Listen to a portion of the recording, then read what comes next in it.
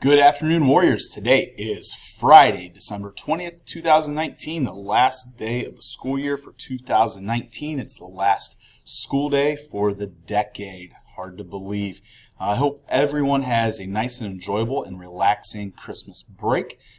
Just a couple of things here. Remember, on January 13th, half of our AR points are due. So you need to make sure that you are reading over break and you're prepared to come back to school on January 6th, ready to take some AR tests. Secondly, as we head into our second semester coming up, it's an opportunity for a lot of people to have a fresh start. We start over with grades. We start over with strikes. This is a great opportunity to start off the new year and the new decade on the right foot.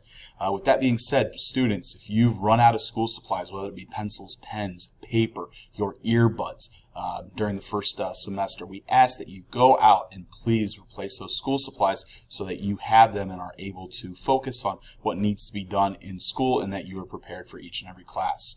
On behalf of myself and the rest of the 6th grade staff, we wish each and every one of you happy holidays, happy new year, and we'll see you in 2020.